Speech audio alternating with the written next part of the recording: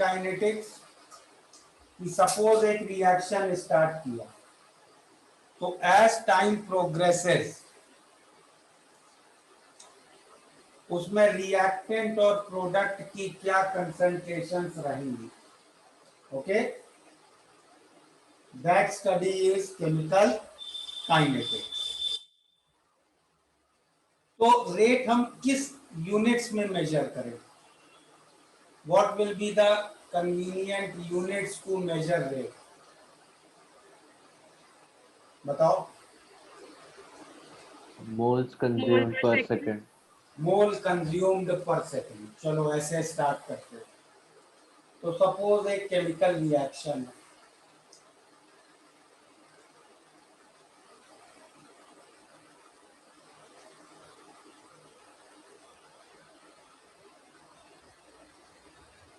Okay, तो अब हम लोग कैसे इसमें देंगे रेट ऑफ रिएक्शन?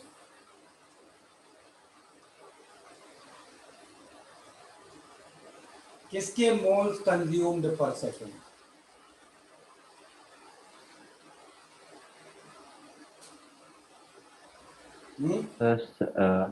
हर एक के कर सकते हैं. जैसे अगर ए का लिया तो A moles consume, small A moles consume होंगे. बी का लिया तो स्मॉल बी होगा. तो what we are trying to say, rate of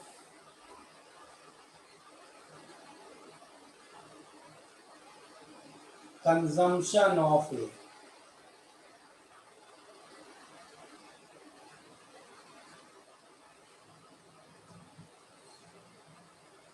क्या होगा? किस रेट से ए कंज्यूम हो रहा है इस रिएक्शन में?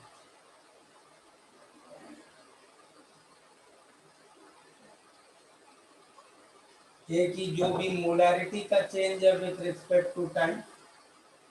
करेक्ट. Yes sir. इसी तरह I can write rate of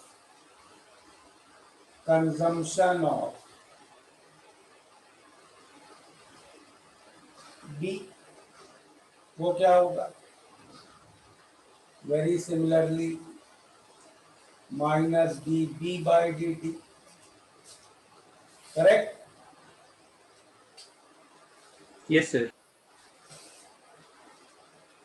और क्या लिख सकते हैं इसी तरह? Rate of production of C. A B consume हो रहे हैं तो सी और डी प्रोड्यूस हो रहे हैं. करेक्ट. यस हाँ सर। सर.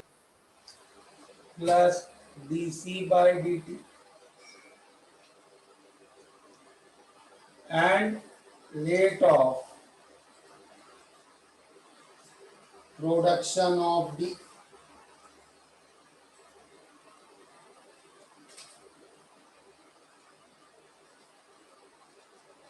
सही है. Yes sir. Now will all these things be equal? नहीं सर, स्टोइकोमेट्रिक कोएफिशिएंट अलग अलग है, सेम नहीं होगा. अलग अलग है तो ये चीजें इक्वल नहीं होंगी.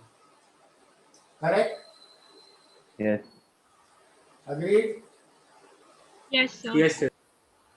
ओके, तो इसको हम कहते हैं rate of reaction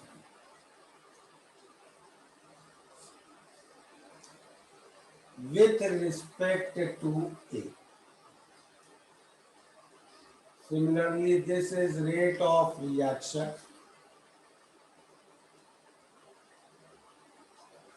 with respect to B. This is rate of reaction sir आप प्लीज स्टार्टिंग से समझा सकते हैं. with respect to C. Rate of reaction with respect to B. Correct? and as we have discussed right now, all these values will be different, correct? Yes. हाँ sir. तो अब हमारी problem ये है कि हम रेट ऑफ रिएक्शन कैसे define करें। भाई किसी एक रिएक्टेंट या प्रोडक्ट के रिस्पेक्ट में डिफाइन की तो सब वैल्यूज अलग अलग हैं। तो to avoid this confusion, rate of reaction कैसे डिफाइन होता है? तो rate of reaction we define as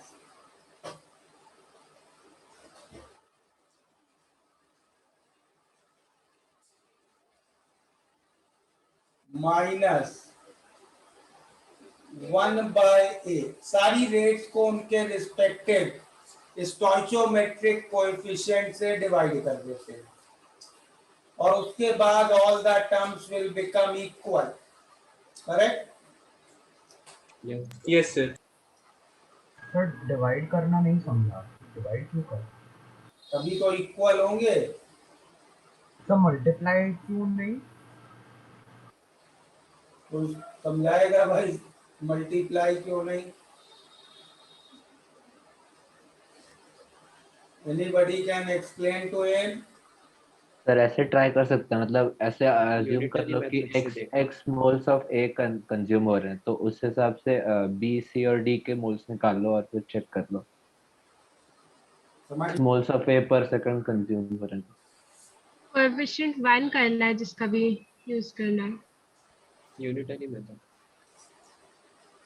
जिसका डाउट था उसे समझ। विद रिस्पेक्ट टू, हाँ ओके, हाँ सर आप समझा सकते हो क्या? स्टार्टिंग से थोड़ा लेट आया। लेट आए तो भाई रिकॉर्डिंग देखना। अब अभी क्लास आगे बढ़ चुकी है।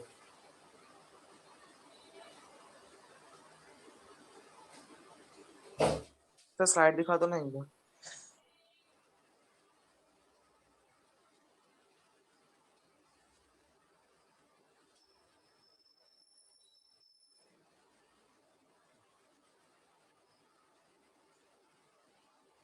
So now, can you tell me on what factors will rate of a reaction depend? Sir volume of, temperature, concentration, Wait, हाँ वही वॉल्यूम। depends on. Okay, बोलिए। Concentration temperature, temperature, reactant, volume concentration, temperature तो एक factor definitely होगा। और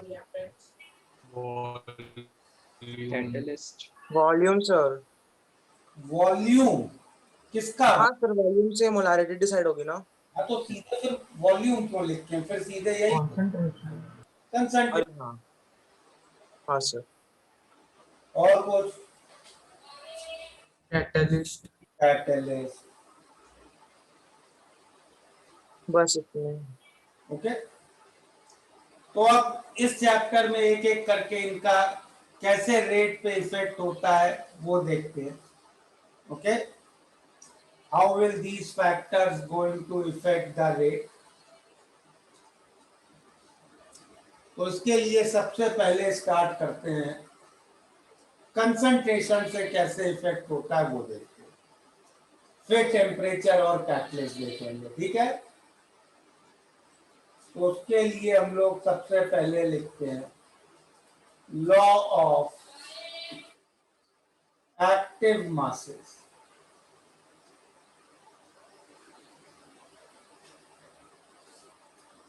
इसमें note करो, ये तो शायद एक बार किया भी है ना। हाँ सर, हाँ sir. केमिकल इक्विलिब्रियम में टाइम होता है। केमिकल इक्विलिब्रियम में किया है। यस,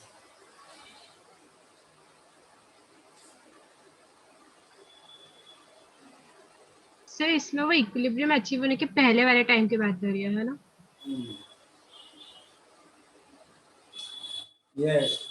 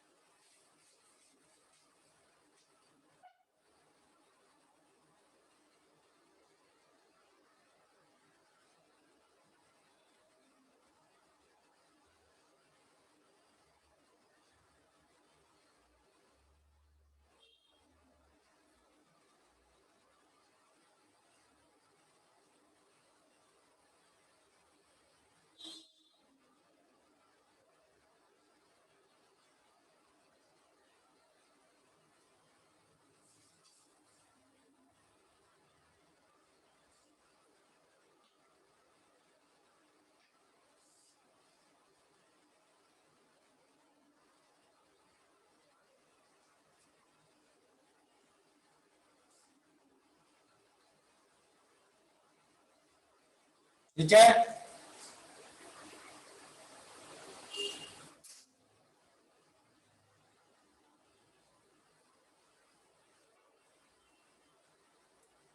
नोट किया ये?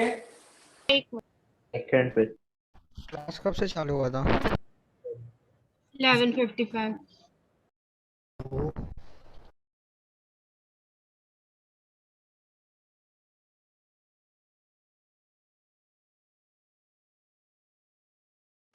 हमने स्लाइड डाल दिया।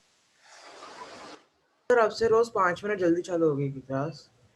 नहीं, आज शुरू हो गई, सब स्टूडेंट्स आ गए थे। जल्दी कहाँ शुरू, 12 o'clock। सर 11:55 को चालू हाँ, हुआ, मैं सर। 12 o'clock को आई थी, तब हाँ तक सर, स्टार्ट हो चुका था। सर 12 को तो मैं लॉग इन किया था, तभी तो 2 स्लाइड हो चुके थे। तुम तो लेट आए वेदांत, तुम मत बोलो। सर मैं तो मैं पहले टाइम पे आई थी। सर मैं भी 5 मिनट जल्दी स्टार्ट हो हाँ गई। सर, मैं 11:58 को 5 ज्वाइन मिनट हुआ आया था। मैं, 16 बच्चे थे बस वो टाइम। जब आपने सेकंड पेज चालू किया था तब मैं आ गया था, फिर मैं दूसरे डिवाइस से लॉग इन किया। ठीक है, 1-2 मिनट जल्दी में क्या दिक्कत हो गई? नहीं दिक्कत नहीं सर, बस होगा हमेशा से तो हम लोग हमेशा जल्दी आएंगे ना फिर। जी आओ, जब स्टूडेंट्स दिख गए थे हमें, I saw students are there, I started. Note कर लिया था लॉ ऑफ एक्टिव मासेस सबने? सर स्टोचियोमेट्री तक लिखा था। Sir not necessarily stoichiometric coefficients था ना? हाँ, तो देखो, मान लो कोई reaction A times A plus B times B goes to product. So according to law of active masses, what will be rate of this reaction? बताओ। It will be proportional to, बोलो कैसे? Active mass of A Active mass of A raised to some number into active mass of B raised to some number. ऐसे active mass of A raised to X, active mass of B raised to Y, where X and Y are any numbers, not necessarily stoichiometric coefficients. ठीक है? तो any number कैसे work कर रहा है? ये number मतलब ये जो डेफिनेशन है एक्सपेरिमेंटली फाउंड, ओके। तो इसको as a equality with a rate constant लिख सकते हैं। और के को क्या कहते हैं? rate of forward reaction, rate constant. constant और वेलोसिटी को velocity constant.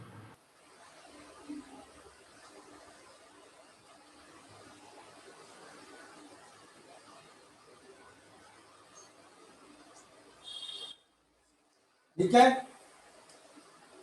ये के जो है ना, ये डिपेंड करता है टेम्परेचर पे, इसकी वैल्यू, और इसकी वैल्यू डिपेंड करती है कैटलिस्ट पे। तो कैटलिस्ट और टेम्परेचर से क्या चेंज होता है? Rate constant. Rate constant. और कंसंट्रेशन से ये एक्टिव मासेस चेंज होंगे। तो यही हम लोगों ने लिखा था ना, रेट किस किस फैक्टर पे डिपेंड करता है? टेम्परेचर, कैटलिस्ट और कंसंट्रेशन पे। Concentrate. ठीक है?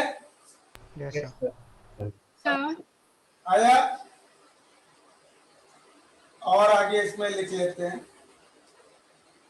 अगर एक एलिमेंट्री रिएक्शन है,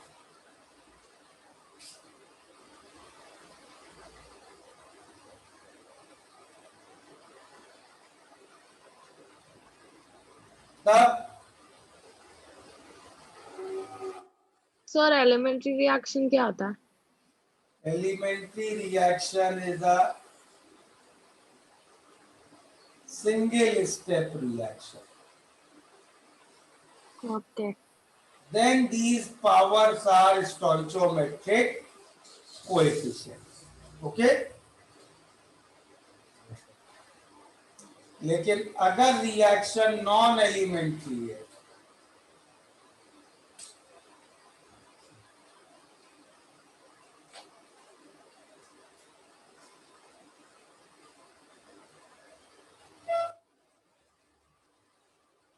नॉन एलिमेंट्री मतलब multiple step reaction,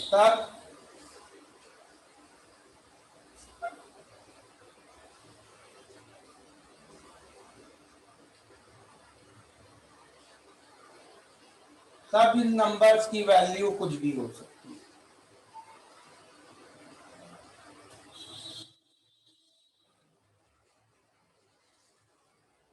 sir non elementary के लिए वैसे नहीं कर सकते जैसे केमिकल इक्विलिब्रियम में आप सारी ऐड कर देते थे इक्वेशंस। एक minute, so they can be positive, negative, zero, fractional, कुछ भी वैल्यूज हो सकती है।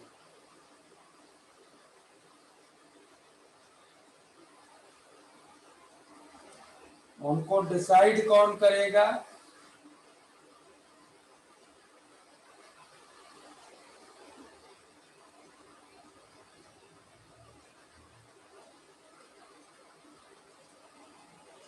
ठीक है, सर अगर नेगेटिव हुआ तो वो डिनोमिनेटर में आएगा तो वो इनवर्सली प्रोपोर्शनल हो जाएगा। इनवर्सली प्रोपोर्शनल हो जाएगा। ओके सर हम्म, कैटलिस्ट चेंज करने पर केमिकल इक्विलिब्रियम में के तो चेंज नहीं होता था ना? कैपिटल के चेंज नहीं होता है, equilibrium constant, rate constants change होते हैं। अच्छा ओके ओके। नोट करो इतना। सर आप एलिमेंट्री रिएक्शन का फिर से बता सकते हैं डेफिनेशन? जो एक स्टेप में हो रिएक्शन। Okay sir.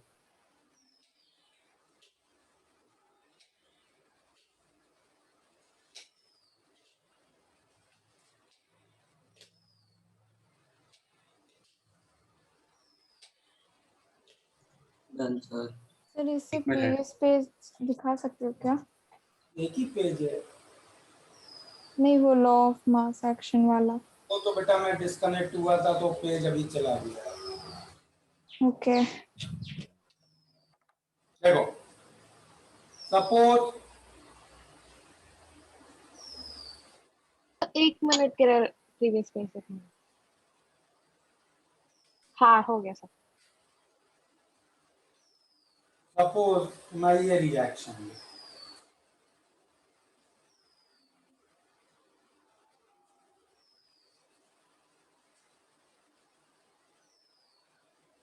अब ये एलिमेंट्री है या नॉन एलिमेंट्री है? एलिमेंट्री। एलिमेंट्री। एलिमेंट्री। एलिमेंट्री का मतलब सिंगल। अब ये रिएक्शन कैसे हो रहा होगा सोचो जरा। ये एक कंटेनर है, ठीक है, गैस फेस रिएक्शन है ये। यस हाँ सर। सर। हाँ सर। इसमें मैंने नाइट्रोजन गैस रखी, नाइट्रोजन के मॉलिक्यूल्स है, ठीक है, और हाइड्रोजन के मॉलिक्यूल्स है, दोनों गैसेस रख दी, नाइट्रोजन और हाइड्रोजन। अब ये रिएक्शन कैसे होगा सोचो जरा। What will be the process? What will be the mechanism of this reaction? Sir एक नाइट्रोजन 3 हाइड्रोजन से कोलाइड करेगा। एक नाइट्रोजन मॉलिक्यूल 3 हाइड्रोजन मॉलिक्यूल के साथ कोलाइड करेगा, ठीक है, ठीक है। Yes sir.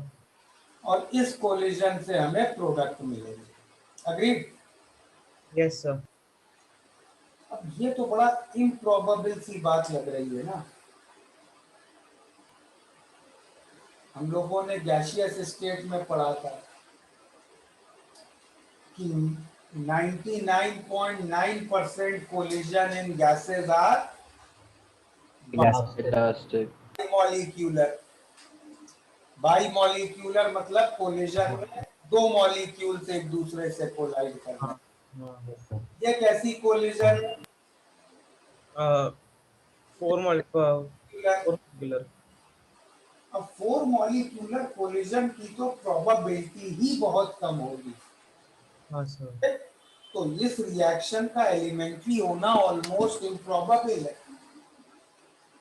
ओके, तो भाई हमने रिएक्शन को एक स्टेप में लिखा है, इसका ये मतलब नहीं होता है कि रिएक्शन एलिमेंट्री है।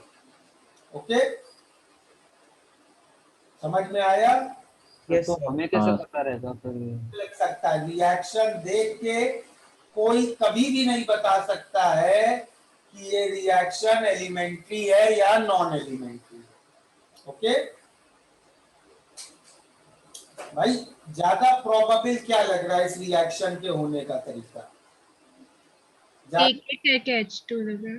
प्रोबेबल मुझे ऐसा कुछ लग रहा है कि एक नाइट्रोजन एक हाइड्रोजन से कोलाइड किया और बना N2H2, फिर N2H2 एक और हाइड्रोजन से कोलाइड किया, बना N2H4, फिर N2H4 एक और हाइड्रोजन से कोलाइड किया, बना N2H6, फिर N2H6 वॉल से कोलाइड किया और 2 अमोनिया में टूट गया।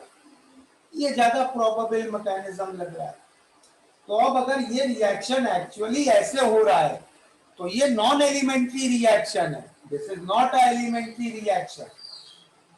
ओके, या कोई कह सकता है भाई ऐसे हो रहा है ये रिएक्शन, नाइट्रोजन सनलाइट लेके पहले 2 नाइट्रोजन एटम में ब्रेक करता है, फिर एक नाइट्रोजन एटम हाइड्रोजन मॉलिक्यूल से कोलाइड करके NH बनाता है, करेक्ट? फिर NH एक और हाइड्रोजन मॉलिक्यूल से कोलाइड करके NH2 बनाता है, फिर NH2 एक और हाइड्रोजन मॉलिक्यूल से कोलाइड करके NH3 बनाता है। कोई कह सकता है भाई ऐसे हो रहा है रिएक्शन, तब भी नॉन एलिमेंट्री है। और कोई इसी पे स्टक हो सकता है, नहीं भाई ऐसा ही हो रहा है, तब ये एलिमेंट्री है। तो हम देख के सिर्फ रिएक्शन लिखा है वो देख के कभी नहीं बता सकते कि रिएक्शन एलिमेंट्री है या नॉन एलिमेंट्री है।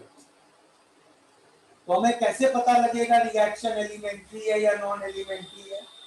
हम एक कंटेनर में नाइट्रोजन हाइड्रोजन को रखेंगे और रिएक्शन स्टार्ट कराएंगे, ठीक है?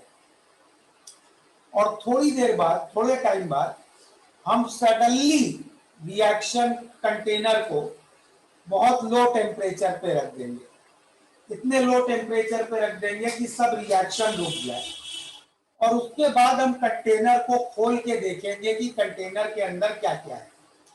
अगर उस समय मुझे कंटेनर के अंदर सिर्फ नाइट्रोजन हाइड्रोजन और अमोनिया के मॉलिक्यूल्स मिलते हैं, इसका मतलब ये रिएक्शन एलिमेंट्री है। अगर मुझे कंटेनर के अंदर नाइट्रोजन हाइड्रोजन अमोनिया के अलावा N2H2 N2H4 भी मिलता है, मतलब ये दूसरा वाला मैकेनिज्म हो रहा था। अगर मुझे कंटेनर के अंदर नाइट्रोजन और हाइड्रोजन के फ्री रेडिकल्स मिलते हैं तो मतलब तीसरा वाला मैकेनिज्म हो रहा था, करेक्ट? तो एलिमेंट्री है या नॉन एलिमेंट्री है हम कैसे पता कर पाएंगे? सिर्फ experimentally. We cannot theoretically predict that whether a reaction is elementary or non-elementary. Okay? तो एलिमेंट्री रिएक्शंस क्या होते हैं? सिंगल स्टेप रिएक्शन, इनमें there will be no reaction intermediate. Okay, और non elementary reactions have reaction intermediate. Sir पर अगर वो reaction intermediate consume हो गया हो तो? कंज्यूम हो गया है तो मतलब फिर वो एलिमेंट्री में आ जाएगा क्या? नहीं, क्यों एलिमेंट्री में आएगा यार? रिएक्शन इंटरमीडिएट कहीं से प्रोड्यूस भी तो हो रहा होगा। Okay okay okay.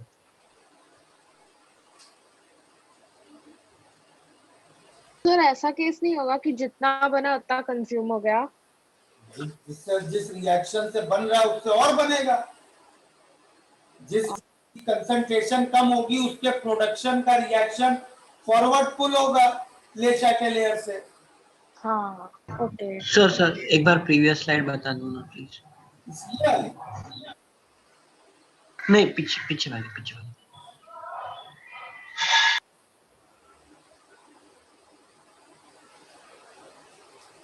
ये हो गया नोट। हाँ सर। मैं एक चीज और नोट कर लो, ये जो पावर्स की सम होती है ना x प्लस वाई, इसको हम क्या कहते हैं? मेरे को नेक्स्ट पेज पे करते हैं। तो कोई भी जनरल रिएक्शन अगर मैं लूं, क्या जस्ट रिएक्शन देख के बता सकते हो ये एलिमेंट्री है या नॉन एलिमेंट्री है?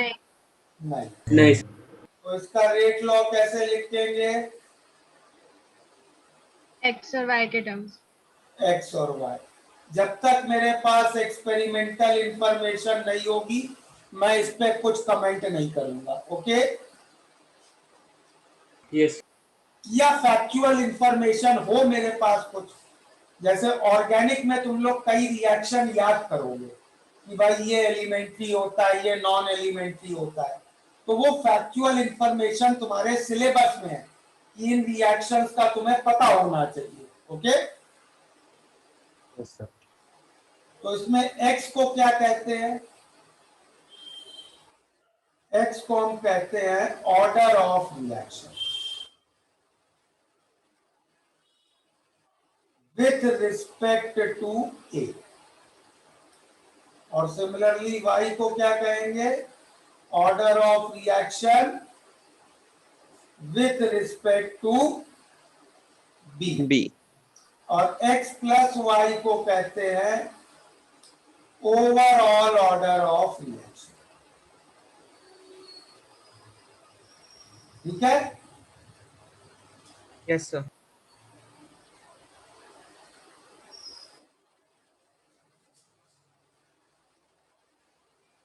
ऑर्डर का मतलब समझ गए? हाँ सर। Sir not exactly. भाई ऑर्डर का मतलब ये है, रेट किस फैक्टर्स पे डिपेंड करती थी बताओ? कंसंट्रेशन, टेम्परेचर और तो कंसंट्रेशन की हाँ कैटलिस्ट कर रहे हैं अभी, करेक्ट? हाँ।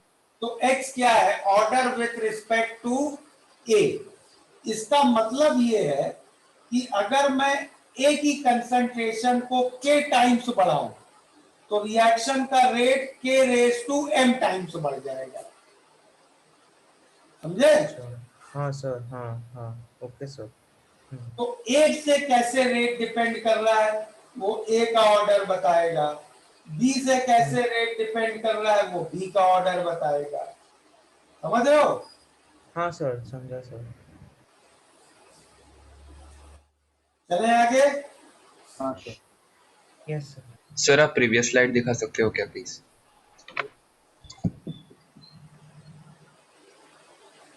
हाँ सर थैंक यू। सर मुझे ऑर्डर अभी भी नहीं समझ। भाई एक रिएक्शन कर रहे हैं,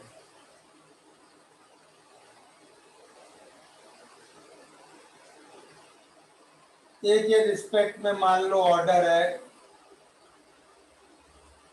मान लो x2 है, y3 है। अब मैंने एक कंटेनर लिया, इसमें a के 1 मोल्स डाले, b के 1, दूसरे कंटेनर में a के 2 मोल्स डाले, b के 1। वॉल्यूम दोनों कंटेनर का सेम है, तो दूसरे कंटेनर में a की मोलैरिटी डबल है, हाँ। तो दूसरे कंटेनर का रेट पहले कंटेनर से 4 टाइम्स होगा। हाँ। ये है ऑर्डर का मतलब। Okay okay sir.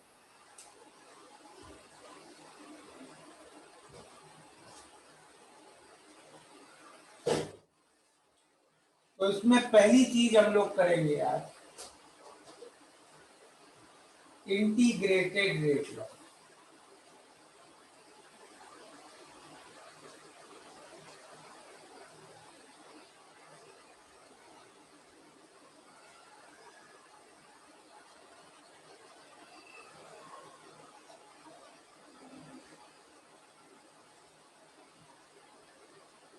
ओके,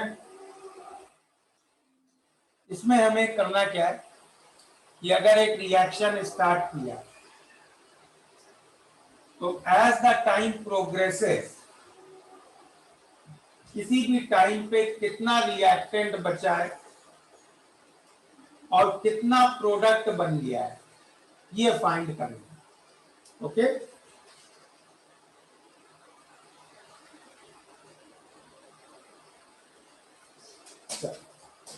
तो सबसे पहले मैं इसमें स्टार्ट करता हूं for a zero order kinetics. ठीक है,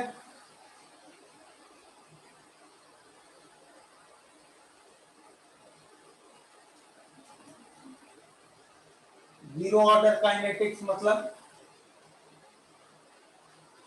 x plus y is 0. Okay, order of the reaction is 0. ठीक है, Yes. so if I take only the positive non-fractional values for x and y, तो x और y दोनों 0 हो गए, correct? हाँ, तो मैं रिएक्शन कैसे लिखता हूँ, चलो सपोज ऐसे लिखते हैं reaction A goes to product, या ऐसे लिख लो।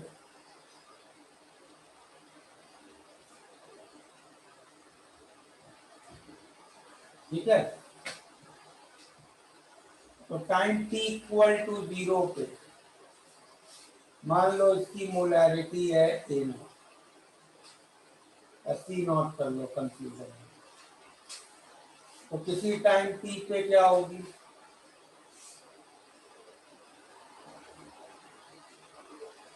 सही है?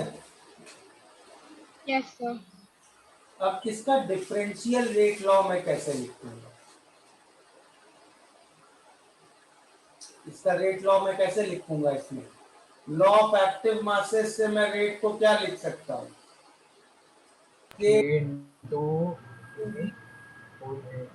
करेक्ट?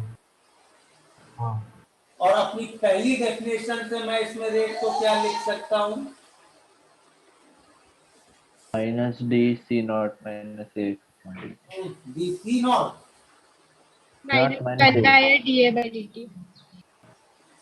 पहली डेफिनेशन से मैं लिख सकता हूँ -1 by A d A by d t, correct? हाँ, हाँ, लॉ ऑफ एक्टिव मासेस से मैं इसको लिख सकता हूँ के ए रेज टू 0, करेक्ट? ओके, हाँ सर। तरह की इक्वेशन को हम लोग कहते हैं डिफरेंशियल रेट लॉ। अब इसको इंटीग्रेट करेंगे तो we will get integrated rate law. तो चलो करते हैं इंटीग्रेट, ए रेज टू 0 तो 1 हो जाएगा, करेक्ट? हाँ,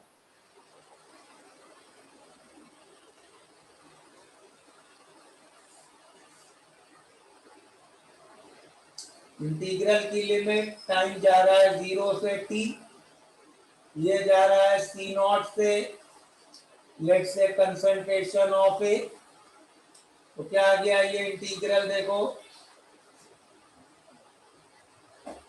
ये की कंसंट्रेशन आ गई किसी टाइम t पे, ठीक है?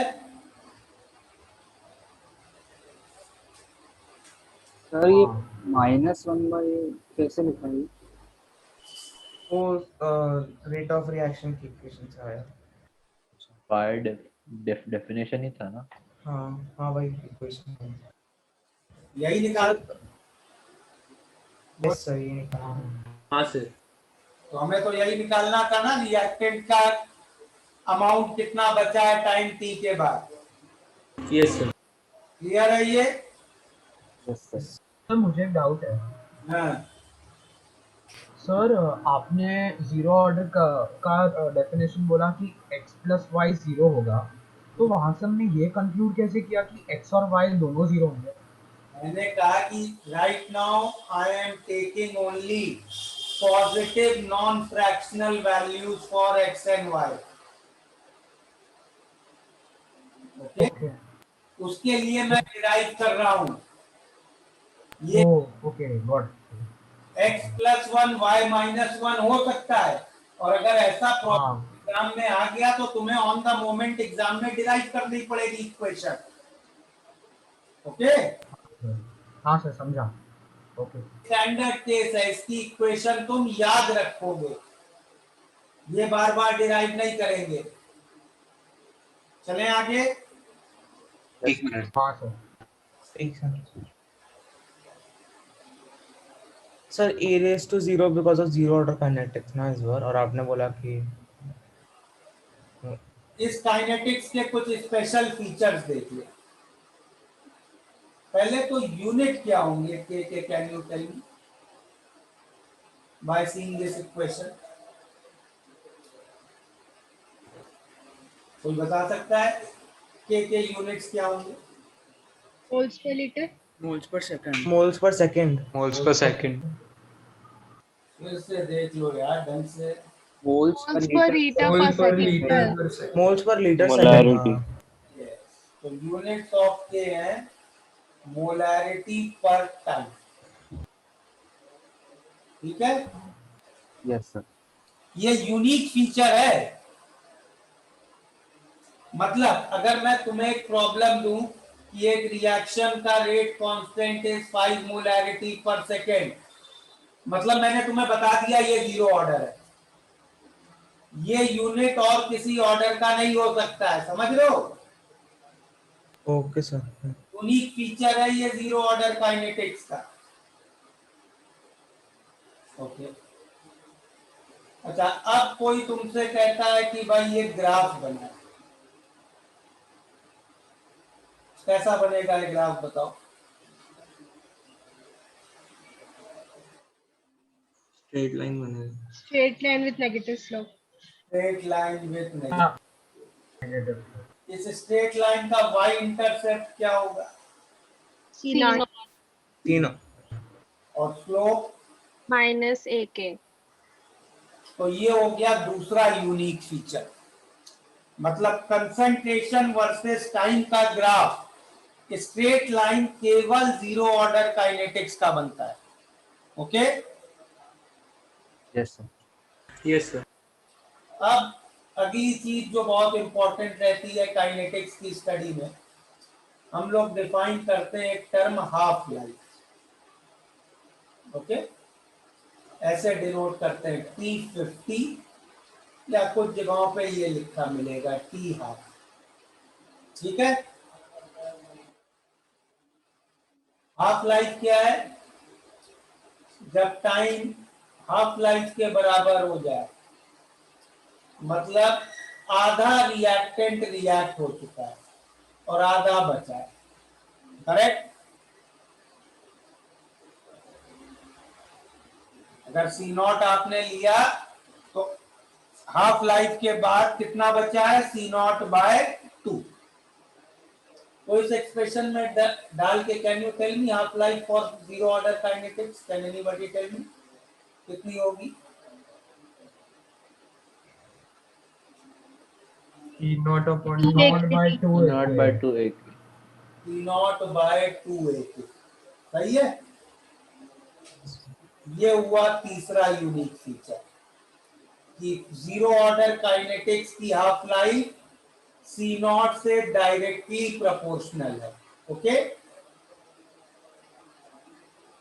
समझ में आया? हाँ सर। चलिए अगला आवाज आते हैं। एक मिनट फिर से कहें।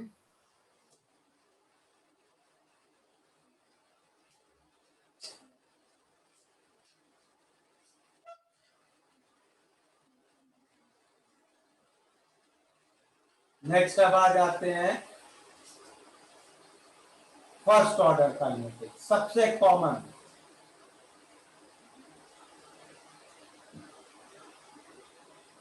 First order kinetics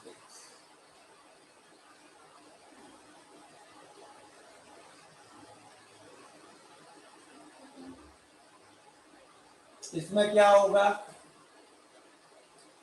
x y is 1, correct? तो क्या इसके सॉल्यूशन होंगे? पॉजिटिव नॉन फ्रैक्शनल लेने तो x1 y0, ठीक है। हाँ मतलब x1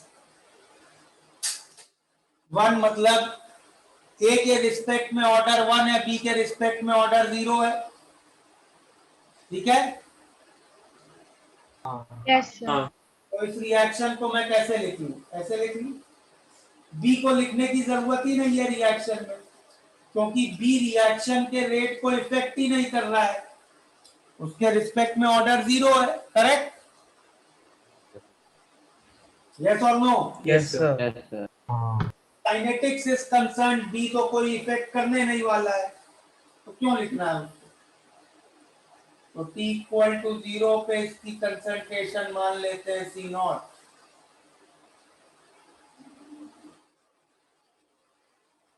ठीक है। Yes sir. अब डिफरेंशियल रेट लॉ क्या होगा बताओ?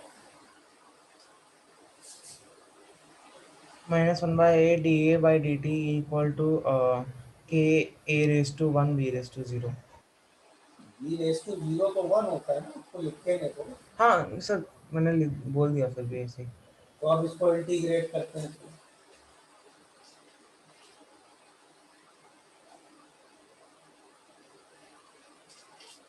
ठीक है।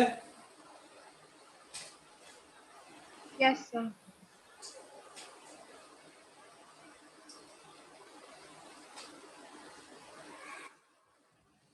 क्या आएगा इसका इंटीग्रल? लॉन ए।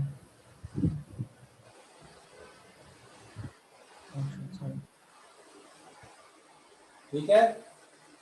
तो ये हो गया integrated rate law first order kinetics का।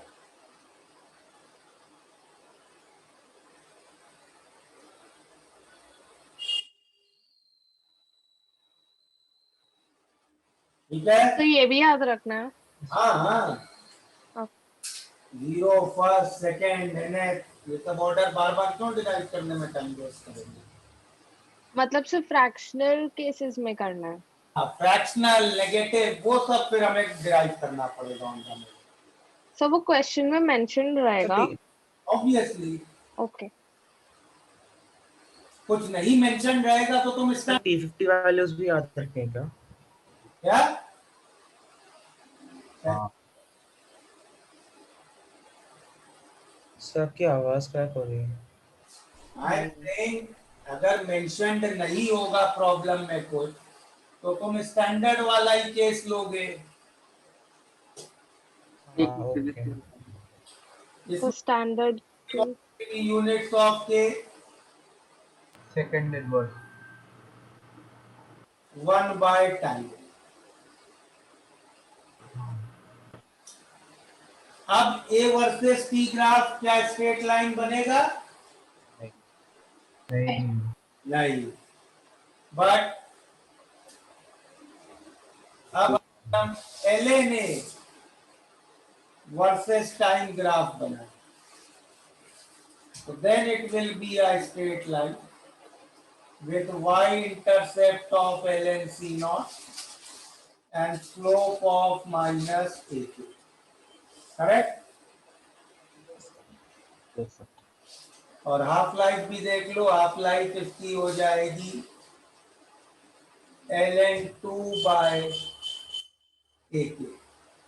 देख लो कितना इंपॉर्टेंट रिजल्ट आ गया। फर्स्ट ऑर्डर लाइफ C0 पे डिपेंड ही नहीं करती है।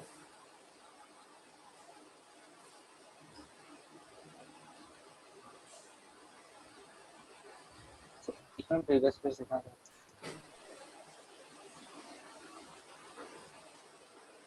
सर स्टैंडर्ड कौन सा है? यही है ना बेटा जो डिराइव फर्स्ट ऑर्डर नहीं, हीरो फर्स्ट सेकंड सब स्टैंडर्ड है। ओके। ऑर्डर का ये केस याद रखना है। अब इसके तो कई सॉल्यूशन हो सकते हैं ना। हाँ 2y minus 1 x half y half. हाँ हाँ टाइप नहीं करते हैं, ये स्टैंडर्ड केस है, ये याद रखेंगे। अब इनमें से कुछ पूछ लिया तो ऑन द मोमेंट डिराइव करेंगे। ओके, समझा सर।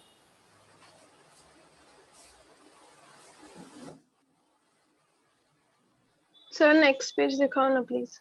1 मिनट।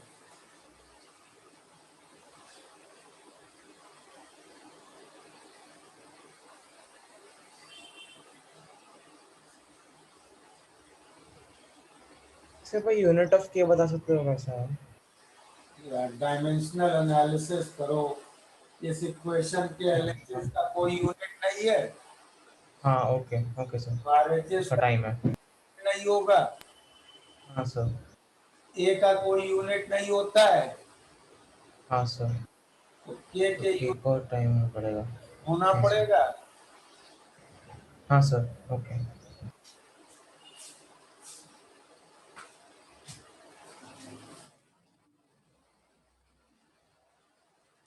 हो गया first order note. Yes sir. Sir एक मिनट प्रीवियस स्लाइड पे जा सकते हो सर?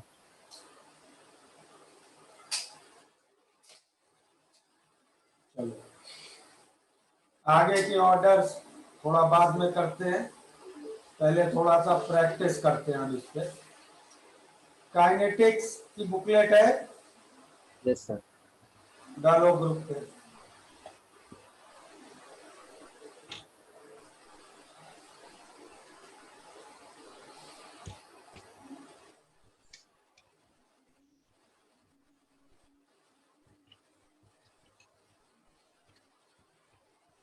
फिफ्थ वाली बुकलेट में है क्या? नहीं, फोर्थ में ही है। हो गया। किसी के पास पीडीएफ है क्या उसकी?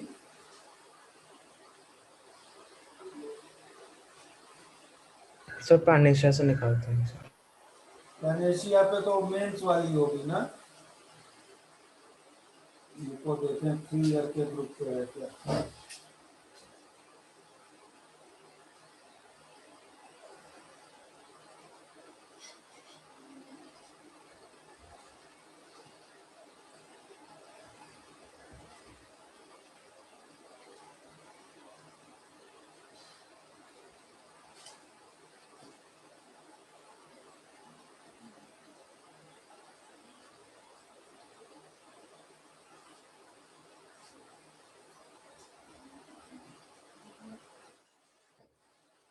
सर एडवांस्ड वाली है, विंडो टू आईटीजे गेट टिकट सब दिया हुआ है। आजा तुमने ग्रुप पे। डाउनलोड हो रही है। तो सेकंड पेज दिखा, नेक्स्ट पेज दिखा।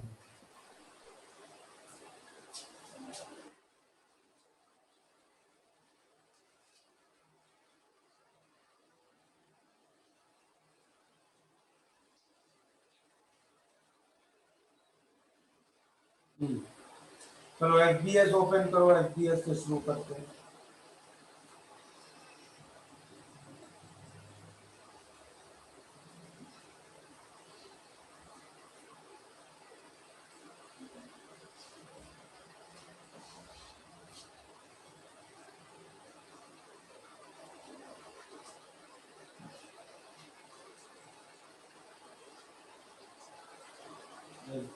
एफबीएस तो है ही नहीं इसमें। तो सेकंड एक्सरसाइज है एफबीओ के बाद। तो हमने जो डाली है उसमें तो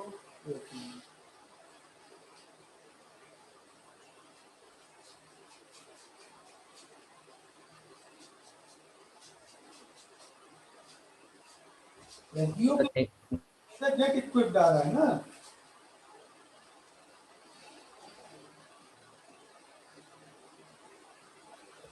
मैंने ये मेंस वाली है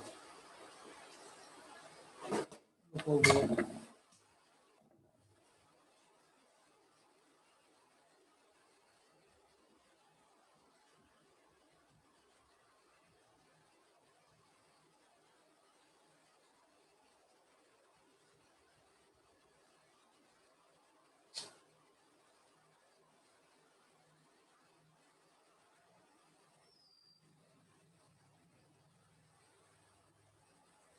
मिल गया। चलो तुम लोग के पास तो है ना हार्ड कॉपी? हाँ सर, हार्ड कॉपी है। चलो ओपन करो एफपीएस, स्टार्ट करो फ्रॉम प्रॉब्लम। कोई फोटो भेज देना। देखो मुझे पीडीएफ मिल गई, मैं डाल दूंगा। Okay sir. 1 से स्टार्ट करो।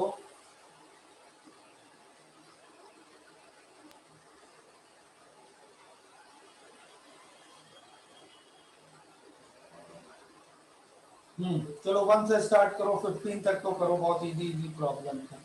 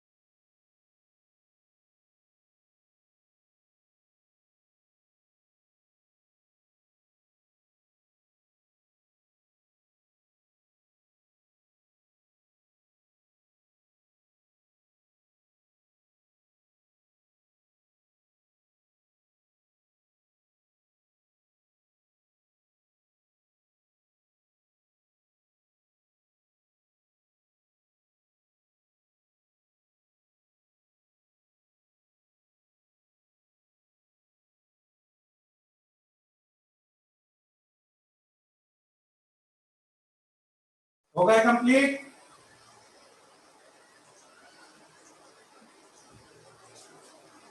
कौन सा discuss? 1 minute sir. Sir 2 minutes. Sir 1 minute. तो 2 मिनट।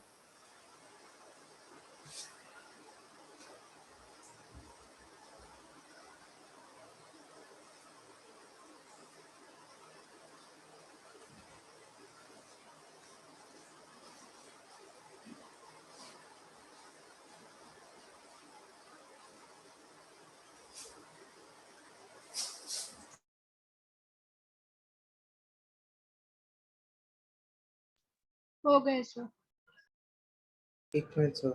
कौन सा करना है डिस्कस? Sir 1 minute. वाला सर। सर लेकिन 1 मिनट सर प्लीज। 15 14 ओके, 8 पहले देखते हैं। सर प्लीज 2 मिनट रुको ना। सर हाँ सर प्लीज।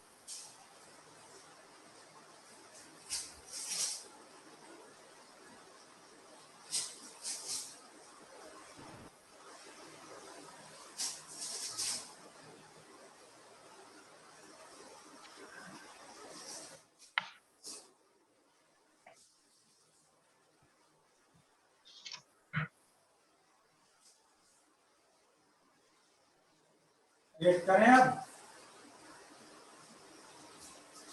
रेट में क्या दिया है? रेट लॉ ऐसे दिया है, minus d C by d t K1C upon 1 plus K2C। ठीक है, अब इसका अगर तुमसे कोई ऑर्डर पूछता है तो तुम्हारा आंसर क्या होगा? Can not be determined. Okay, हाँ सर। ऑर्डर ऐसे सिचुएशंस में नहीं बता सकते हैं जब एडिशन और सब्ट्रैक्शन साइंस हो। ऑर्डर्स हम लोग कभी कभी बताते हैं जब सब चीजें सब सिर्फ मल्टीप्लाई हो रही हैं। Okay, yes sir. लेकिन आगे पूछा है tell the order if C is very high and C is very low, correct? Yes sir.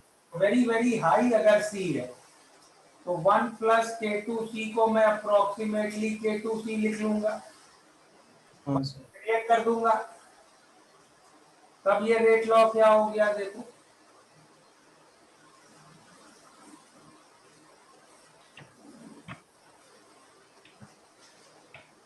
ठीक है, जीरो ऑर्डर। और वेरी हाई में, वेरी लो में 1 प्लस K2C को मैं अप्रोक्सीमेटली 1 लिख लूंगा।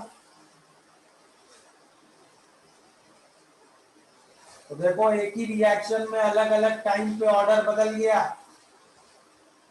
ओके, समझ में आया? अगला बोलो। तो मुझे एक डाउट है। लेकिन ये K1 और K2 तब तक आ गया था, उसमें जीरो ऑर्डर कैसे बोला सर आपने? K1 upon K2 C raise to 0 ना, ये तो कांस्टेंट है के, इससे क्या मतलब? हाँ सर। ओके। कंसंट्रेशन की पावर देखते हैं ना ऑर्डर के लिए। हाँ सर। हाँ ठीक है सर। ठीक है सर। सर आपने वो अनडिटरमाइनेबल क्यों बोला, मुझे वो नहीं समझा। क्या आपने बोला था कि कैन नॉट बी फाउंड करके, तो वो मुझे नहीं समझा। इसमें कैन नॉट बी फाउंड, अगर तुम्हें केवल यही देते और कोई अप्रोक्सीमेशन नहीं करना होता तब ऑर्डर क्या बताते, इसका नहीं बता सकते हैं। अच्छा ओके ओके, वो सही। हाँ ओके। नेक्स्ट कौन सा करना है? 15 फर्स्ट पहले 14 कर दो। First order reaction is 20% complete in 10 minutes. First order की इक्वेशन लिखते हैं, ln C naught by 20% complete है मतलब 80% बचा है, 0.8 C naught is K into 10, करेक्ट? तो K की वैल्यू आ गई 1/10 ln 1 अपॉन 0.8। अब पूछा है कितने टाइम, पहले तो K निकालना है, वो तो आ गया, और 75% का टाइम, तो अब ln C naught by 0.25 C naught is K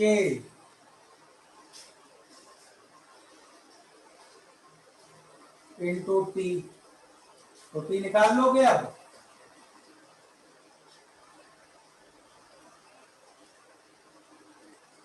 कर लोगे ये? पर कुछ नहीं बताया तो स्टोइशियोमेट्रिक कोएफिशिएंट को 1 ही रहते हैं क्या? पी लेते तो क्या दिक्कत हो जाती? फिर उसको स्पेसिफिक रेट कांस्टेंट नहीं बोलते ना, फिर ए के स्पेसिफिक रेट कांस्टेंट नहीं है। हाँ, वो हो जाती प्रॉब्लम, सेकंड पार्ट हो जाता, फर्स्ट में थोड़ी दिक्कत होती। और बोलो। तो क्वेश्चन नंबर 14। 14 चाहो तो इसी तरह कर सकते हो जैसे 15 किया, लेकिन 14 को एक शॉर्टकट से भी कर सकते हैं। ए नॉट से ए नॉट बाय 4 का टाइम तुम्हें कितना बताया है? 72 मिनट्स, ठीक है। अब फर्स्ट ऑर्डर में तुम्हें याद है ना, half life is independent of initial concentration. Yes sir. Yes sir. A not से ए नॉट बाय 2 जितना टाइम लगेगा उतना ही ए नॉट बाय 2 से ए नॉट बाय 4 में लगेगा। ये दोनों टाइम्स बराबर होंगे, करेक्ट? Yes sir. तो 2t1 इज 72, t1 आ गया 36। पहला पार्ट हाफ लाइफ पूछा है, 50% कंप्लीशन। सेकेंड में 87.5% कंप्लीशन, तो ए नॉट बाय 4 से ए नॉट बाय 8 में फिर से टाइम t1 लगेगा, ठीक है।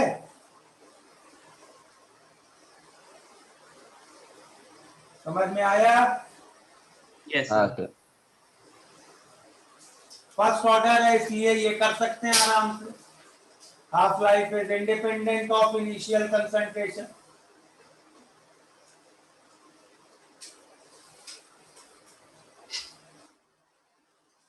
और कोई डाउट? नहीं सर। बाकी सब हो गए? हाँ सर। अच्छा, वेरी गुड। हाँ, बोलो। 13 बता सकते हो?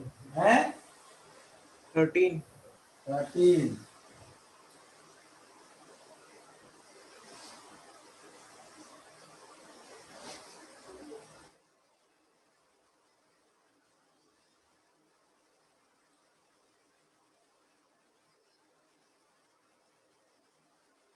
At the end of a 1 hour, A 75% reacted, zero order kinetics. T naught minus A is KT. Correct? yes sir. तो T naught 75% रिएक्ट हो गया, तो बचा है T naught बाय 4 कितनी देर में? 1 आवर में। 1 hour. तो K आ गया 3C naught by 4। Okay sir. 10% कब बचेगा? फिर से यही इक्वेशन, तो T कितना आ गया? 9C naught by 10 upon K 3C naught by 4। कितना हो जाएगा ये? 1.2 hours हो जाएगा। ठीक है। हाँ सर।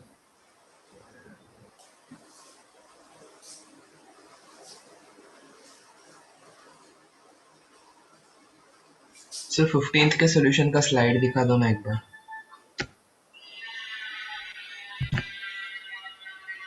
ओ समझा सर।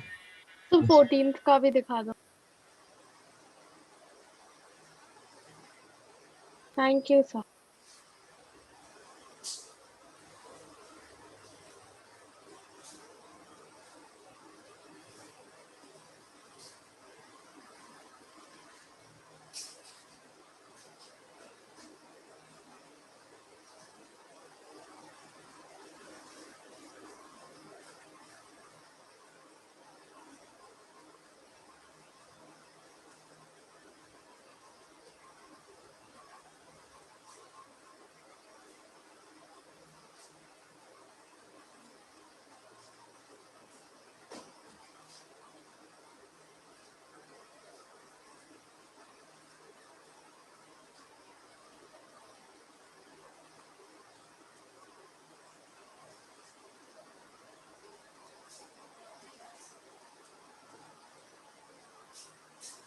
ये करो जरा।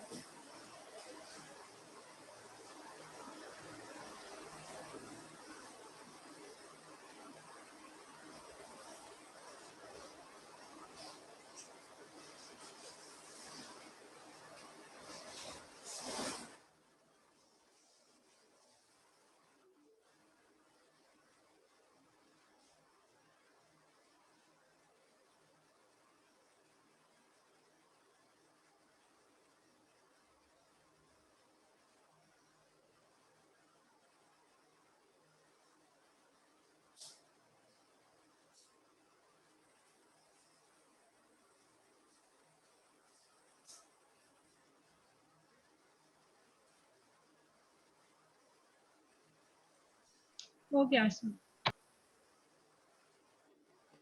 क्या आंसर आ रहा है? हाफ मोल पर मिनट। 1 मोल पर मिनट। सर 1 मोल पर मिनट। 1/4 मोल। हाँ 2 moles per minute। 1/4 आ रहा है 1/4 आ रहा है। है ना 1/4 4 आ रहा है। मोल पर मिनट। बैलेंस करनी पड़ेगी ना इक्वेशन। हाँ बैलेंस करके 1/2 1/2 मोल पर मिनट। 1/2 आएगा। 1/2 कैसे O2 और N2 तो वैल्यू होगा ना।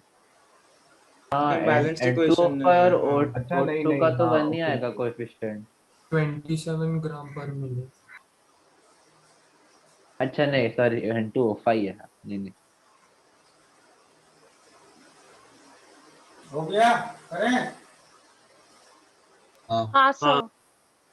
बैलेंस किया रिएक्शन, क्या आया बैलेंस करके? ये करेक्ट? हाँ। Yes sir. Yes. Rate with respect to O2 कितना आ रहा है? 1/4। 1/4 मोल पर मिनट। सीधे ये रिलेशन लिख लेते हैं ना, -dN2O5 by dt will be equal to +1/2 dO2 by dt। ठीक है? 2 times dO2 by dt कितना हो जाएगा? 1/2। 2 into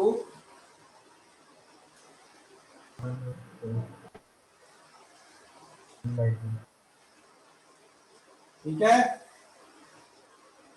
यस सर। ये answer. Agreed? Yes sir. Yes sir. Yes sir. भाई कभी मास में मत लगा देना। अगर मास में तुम्हें दिया भी है रेट ऑफ कंजम्पशन या प्रोडक्शन, तो तुम्हें उसको पहले मोल्स में कन्वर्ट कर लेना है। ओके? हाँ सर। क्यू पर रिएक्शन जो लिखा था वो मोल्स का था ना, अरे हाँ ठीक तो है। मैट्रिक कोएफिशिएंट मोल्स बैलेंस करके आते हैं, मास बैलेंस करके थोड़े ना आते हैं। हाँ सर समझ गया। चलो next class then we will continue with second and further order kinetics. Okay? Okay sir. Homework के लिए you can do problem 16 to 25 SBS। Okay? Okay sir. चलो bye everybody. Bye sir, thank you bye sir. Sir. ऐसा thank you. Sir